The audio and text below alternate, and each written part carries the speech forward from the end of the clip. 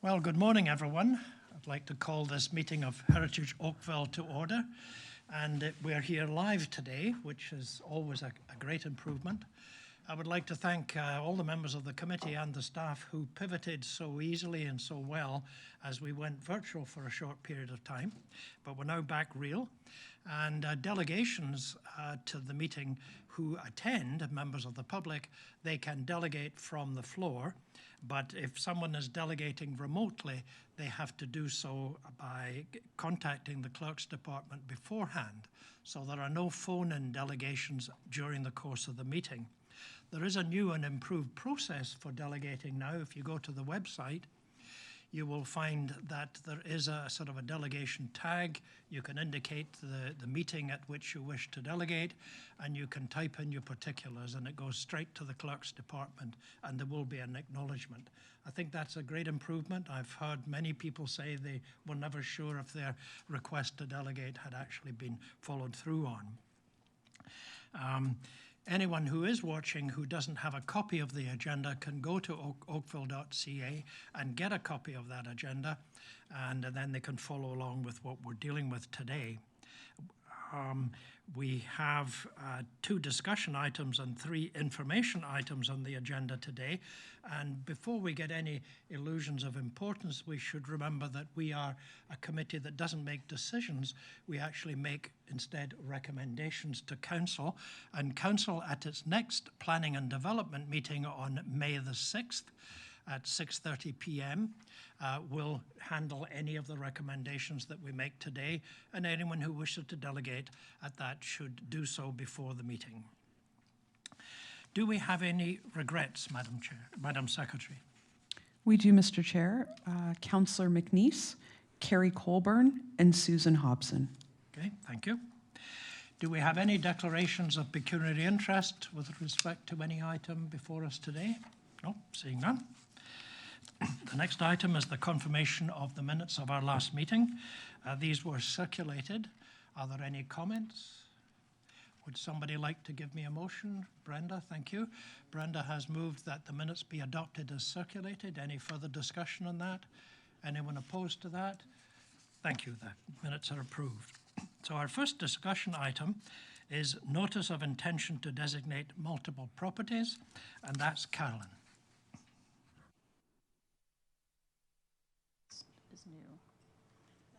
Okay, is it working? There we go.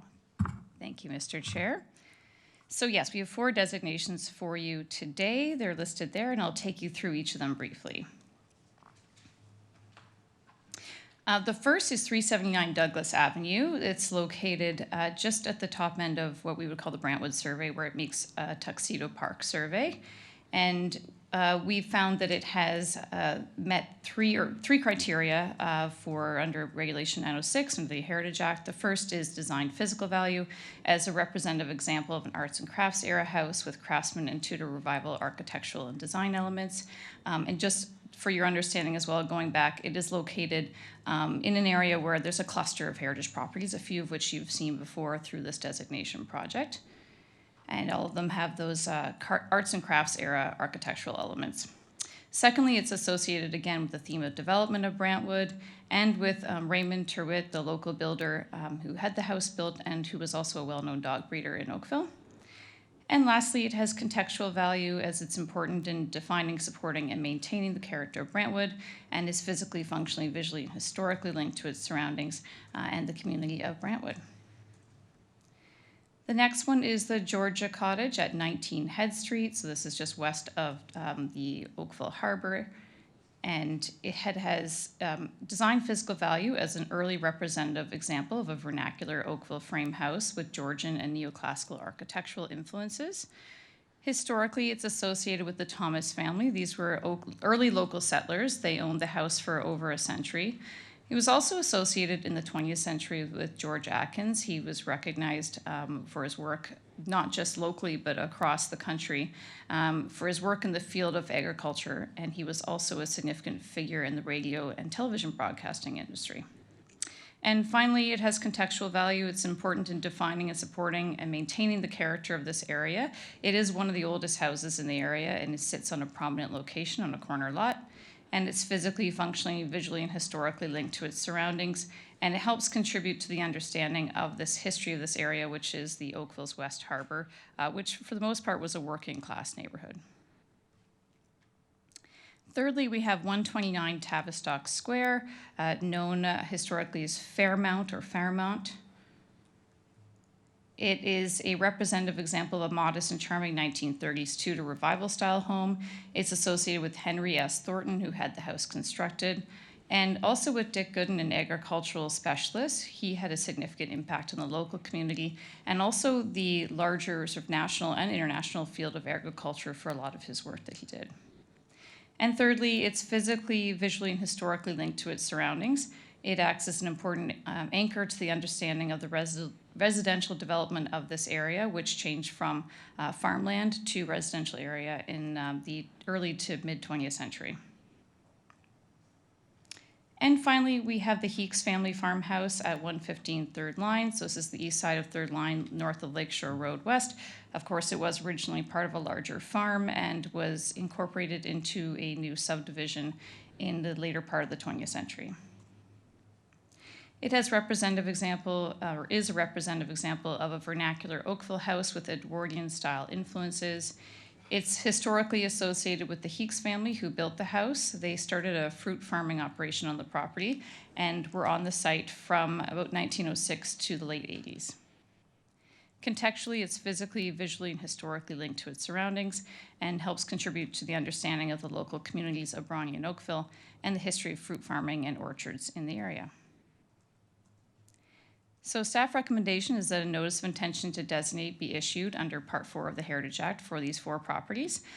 Just a note, staff has been working with the owners of each of these properties. We are maybe going to refine a couple of the notices by the time they get to council based on some feedback from the homeowners, but we are looking forward to positive designations on these 4 designations. Happy to answer any questions. Thank you, Carolyn. As usual, a lot of good reading. It's really fascinating history in the town, isn't there? Does anyone have any questions of Carolyn? Brenda?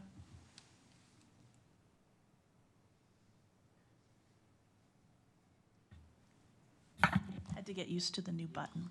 Thank you, Mr. Chair, and through you, Mr. Chair. Just a question regarding Fairmount, the house on Tavistock Square.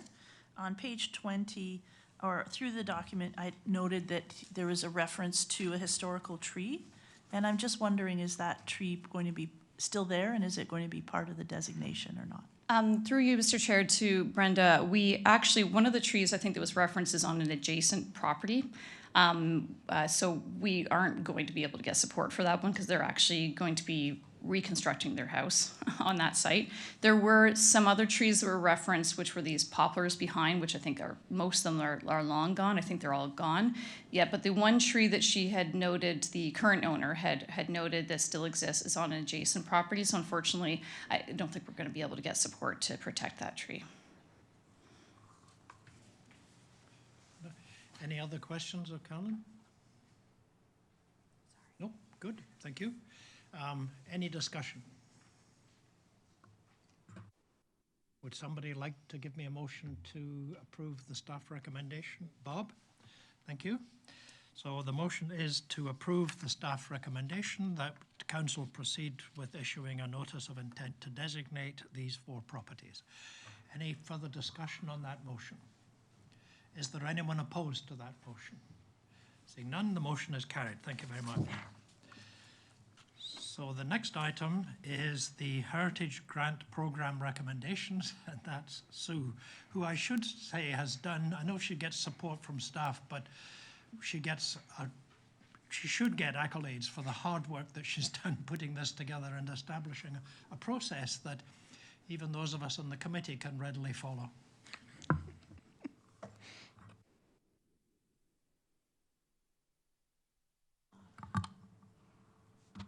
Thank you, Mr. Chair, for your kind words there. It is a pleasure to work on the Heritage Grant Program. Despite the fact that we never have enough money to give out, it's always such a well-received project for heritage conservation, and I think it's very important, especially as we move forward with all of these new designations over the next year or so. So, I'm here to run through this year's applications for the Heritage Grant Program. Our historic postcard actually here is St. John's Church before it was united. It's noted as the Methodist Church here, and before the Lusk Hall addition, I believe in 1908. Obviously, St. John's is one of our grant recipients this year for masonry repairs. So this is the 11th year of our program. Our current budget allotment from the town's operating budget is $120,000. As you know, we do roll over unused funding from previous grant years. When that's available, sometimes there are also developer contributions, and that comes into our additional funds. This year we have more additional funds than usual. I would attribute that actually to the pandemic, as the funds date from the 2019 grant approval year, which the projects for that were approved about 8 months before, I guess, the world shut down. And so I'm assuming that a lot of people's projects shifted priority, maybe budgets changed. And so we do have additional funds that weren't lost and are being made available to property owners this year. We had 42 separate project applications received. The call for applications goes out generally in early January, and this year closed the middle of March. We have over $287,000 in funding requested. Obviously, we don't have that much to give out, even with our additional funds, and so we are only recommending that 40 applications be funded, and unfortunately, those are not to the maximum amounts that they have requested. We have, however, as we normally do, try to fund priority restoration projects, structural projects being of the highest priority, going on to things like historic windows, cedar roofing, cedar shingles. But generally speaking, the Heritage Grant Program is an incredible program that has provided over $1 million in funding over the past 11 years to assist with more than 255 restoration and conservation projects. And so it's a wonderful project that a lot more than actually gets spent from the town's perspective. As our previous report from the March meeting regarding the formation of the evaluation working group, this is follow-up on that. The evaluation working group met to review all 42 applications on April 2nd, 2024, and we were able to do that in person, which was lovely this year. We did try to spread the funding out as widely as possible, noting again these structural projects receive a very high priority. Then we look at preservation of the superstructure, so wall systems. Restoration of historic windows is always a high priority for us, given our emphasis on retention of historic windows rather than replacement. And also looking at cultural heritage landscape features, including fencing and trees. And so I'm just going to take you through a couple of the applications that are recommended to receive funding. Obviously, all of the projects are outlined in Appendix A.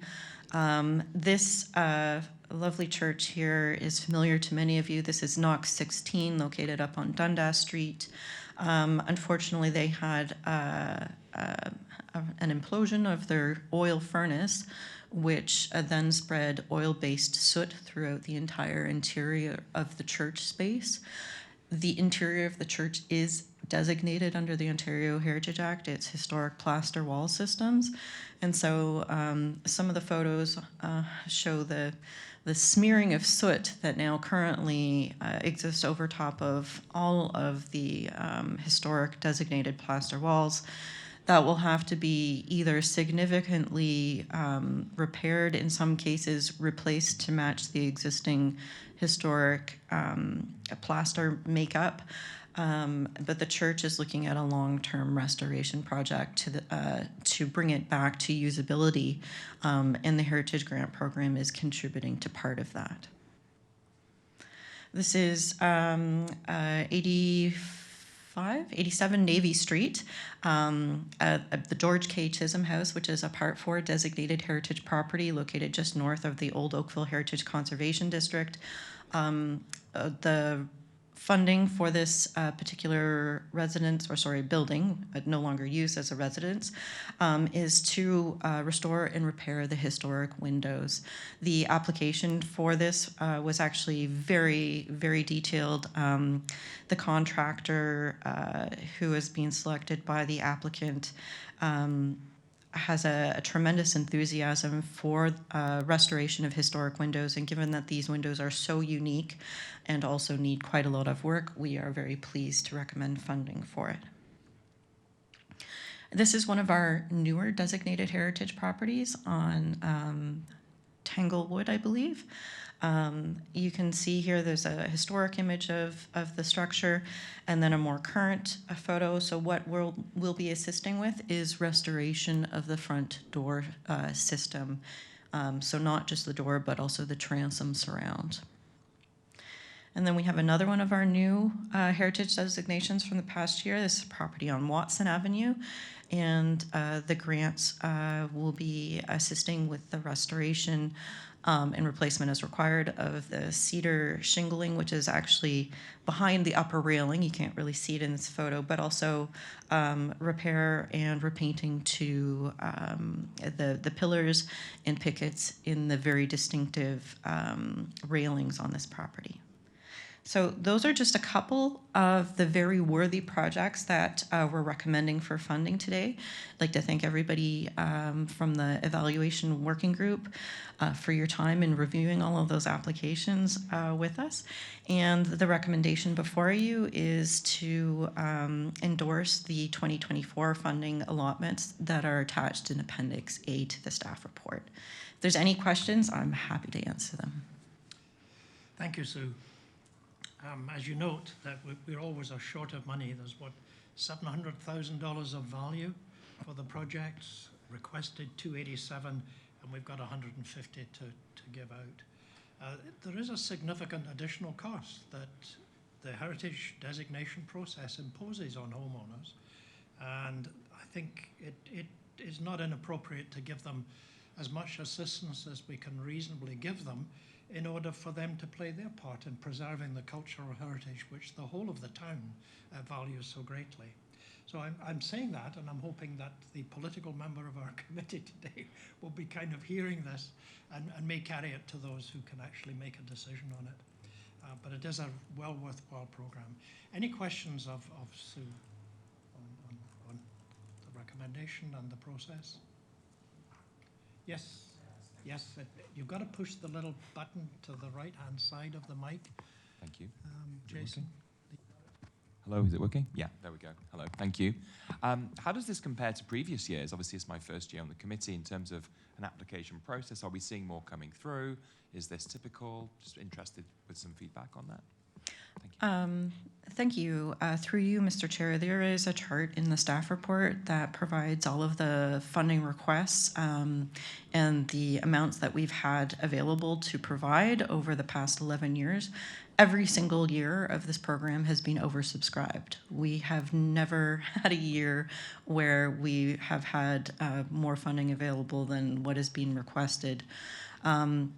Thankfully, this year actually wasn't as bad as last year. We had almost $500,000 in funding requested, and so that evaluation working group were very challenged. You know, people were really only receiving maybe about 25% of what they asked for on some very, very worthwhile projects, and it was simply just a shame that we weren't able to provide more assistance. This year, you know, certainly not as bad as last year, but still over $100,000 more in requests than what we have available to give out. And so the program has been a success from the very beginning. We have received several increases from in our budget over the past years. I believe we started at $80,000, we went up to $90,000, and we've been at $120,000 for the past few years. But with the increase of construction costs as well, we are certainly hoping that a budget increase might be considered for the 2025 program. All right, Jason. Yeah. Okay, any other questions? Okay, good. Thank you, Sue. Would somebody, is there any further discussion? Would somebody like to give me a motion? Jerry? Yes. Yep, so Jerry will give me the motion to approve. Yes, Mr. Chair. Thank you. So, good, thank you for that. So we have a motion from Jerry to approve the staff recommendation. Any further discussion on that? Is anyone opposed to that motion? No? Good, thank you very much. The motion is approved. Now, the information items begin with the Heritage Conservation District update. Sue. Thank you, Mr. Chair. So where we are right now is we have provided comments and feedback received from staff, both in planning services and in other departments, the Lakeside Residents Association, and other public stakeholders and interested parties, residents, to our consulting team. And they are hard at work making revisions so that we can hopefully have a second draft presented sometime in May for additional review. If things go well, we hope to have that draft or a draft forward to the Heritage Oakville Advisory Committee, potentially for the June meeting. Thank you. The designation project update, is that Carolyn? Yes, thank you, Mr. Chair. So we are just currently doing our research on about the 50th property, which is fantastic because we only started about a year ago and our goal was to get to about 80 if possible by the end of the year. So we are well on target and you'll be seeing hopefully 7 more designations at the May Heritage Oakville meeting. Super, super. And then the delegated heritage permits through our process, the delegation bylaws staff are allowed to approve certain projects without reference to the committee or to council. And there's a list of these with your package. As usual, again, if there are any questions that you have on these, you should ask staff about it after the meeting. So these are our 3 information items. Can I have a motion to receive the information items? George, thank you. So George has moved that we receive the information items. Any further discussion? Anyone opposed to that motion? The items are received. Thank you very much. Good. Well, that's it for today, folks. The date and time of our next meeting is Tuesday the 28th, and it will be in the council chamber again, we are told. So I need a motion to adjourn. I get that from Jerry. Thank you. No one's opposed to that. So thank you, as always, for the gift of your time. And the meeting is now adjourned.